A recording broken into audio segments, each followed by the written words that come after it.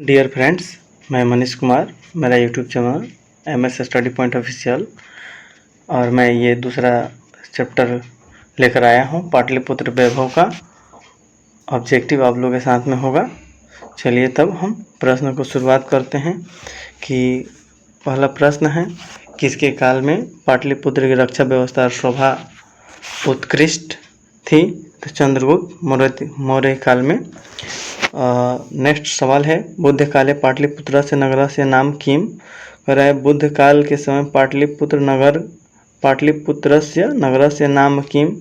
तो बुद्ध काल के समय पाटलिपुत्र नगर का क्या नाम था? यानी पाटलिग्राम था। ठीक है, ठीक। पटना में गंगा नदी पर कौन सेतु है? गांधी सेतु है। ठीक, चलिए हम देखते हैं। ये सवाल हम लोग का है कि गोलघर कहाँ स्थित है? तो गोलघर कहाँ स्थित है? पटना में स्थित है। कुटनीम काव्य के रचनाकार कौन है? दामोदर गुप्त हैं। कस्य महापुरुष से जन्म स्थान पाटलिपुत्र अस्ति? गुरु गोविंद सिंह। सिखों के 10वें गुरु कौन थे? तो गुरु गोविंद सिंह थे। पाटलिपुत्र किस प्रांत की राजधानी है? बिहार प्रांत की राजधानी है। दामोदर गुप्त ने किस काव्य की रचना की है? तो मृच्छकटिक काव्य मीमांसा कवि कौन थे? राजशेखर। राज्ञ अशोकस्य समय अस्य नगरस्य वैभवं कीदृशी आसीत्? राजा अशोक के समय इस नगर की वैभव कैसी थी? समृद्ध थी। मेगास्थनीज पटना किसके समय में आया था? चंद्रगुप्त मौर्य के समय में। पाटलिपुत्र पटना के नाम से कब प्रसिद्ध हुआ? मध्यकाल में। पाटल पुष्पों की पुतलिका रचना के आधार पर पटना का कौन सा नाम पड़ा? पाटलिपुत्र। ठीक है, पटना का इतिहास कितना पुराना है? 2000 वर्ष पूर्व है। चलिए देखिए, पटना का इतिहास कितना पुराना है? तो 2000 वर्ष पुराना है, यानी 2000 वर्ष है इसका इतिहास पूर्व। यूनान का राजदूत कौन था? ये बताइए बाबू, यूनान का राजदूत कौन था? तो मेगास्थनीज था।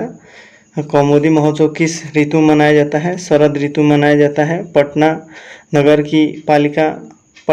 की पालिका देवी कौन है? पटन देवी है। पटना नगर की कौन रक्षा करती हैं? तो पटन देवी है। ठीक है,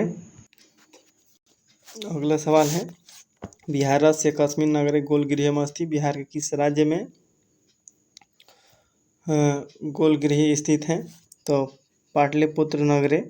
ठीक है, अब देखिए, गुरु गोविंद सिंह का जन्म स्थान कहाँ है?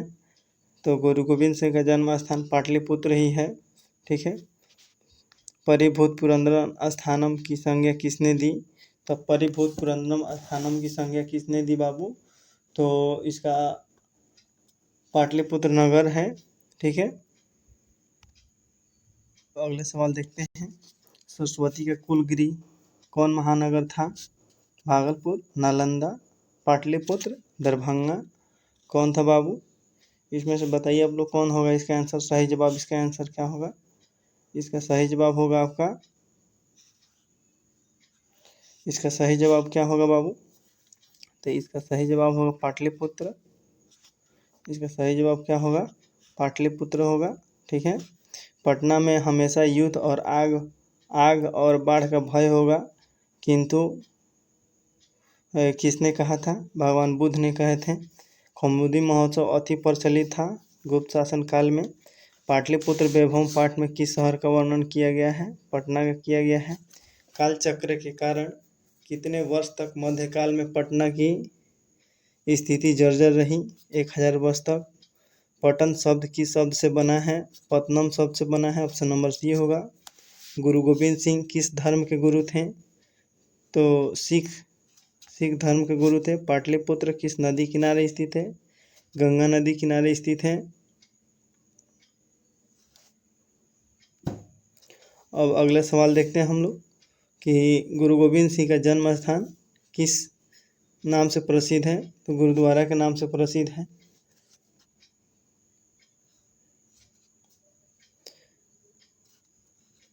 किस नाम से प्रसिद्ध है बाबू? तो गुरुद्वारा के नाम से प्रसिद्ध है। कालांतर में कौन सा नगर पाटलिपुत्र कहलाया? पाटिल। गुरु गोविंद सिंह सिख संप्रदाय के कौन से गुरु थे बाबू? 10वें गुरु थे। मेगास्थनीज कहाँ का राजदूत था? यूनान का।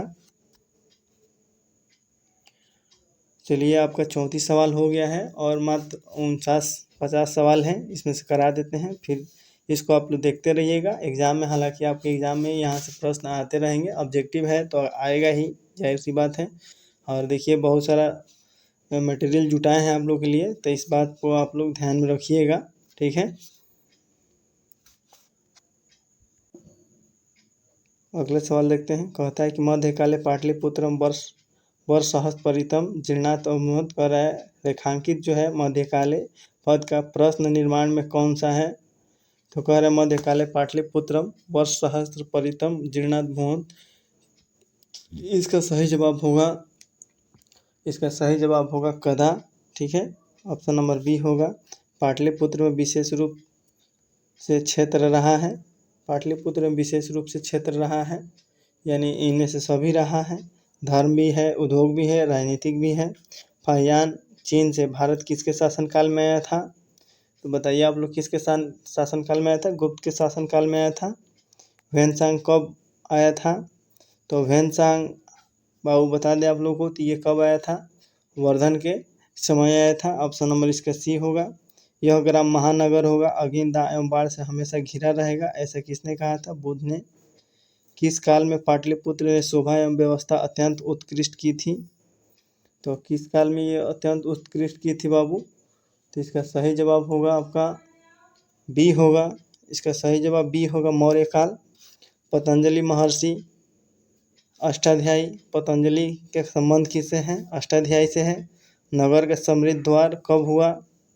तो मुगल काल में हुआ। व्याकरण की रचना किसने की? पाणिनि ने। पाटलिपुत्र में स्थित महावीर मंदिर है। तारामंडल भी है, जैविक उद्यान भी है, मौर्यकालिक अवशेष, इनमें से सभी। इसका ऑप्शन नंबर डी होगा। चलिए अब देखते हैं कौमुदी महोत्सव आज की किस पूजा के समान होता है? दुर्गा पूजा के। शरद ऋतु में यही ना है जी पूजा, अपने यहाँ शरद ऋतु में यही होता है दुर्गा पूजा। इंडिका किसकी रचना है? मेगास्थनीज की। याद रखिएगा, बहुत ही BBI ये सवाल है, ठीक है। ये सवाल पूछते रहेगा आपके एग्जाम में, ठीक है। और ये भी पतंजलि वाला भी, ठीक है। ये सब सवाल याद रखिएगा, MBBI है। मुद्रा राक्षस किस ग्रंथ में किस शहर की प्राचीनता का संकेत है? मुद्रा राक्षस ग्रंथ में किस शहर की प्राचीनता है बाबू? तो पाटलिपुत्र का है। विद्वानों ने पृथ्वी का तिलक किसे कहा है?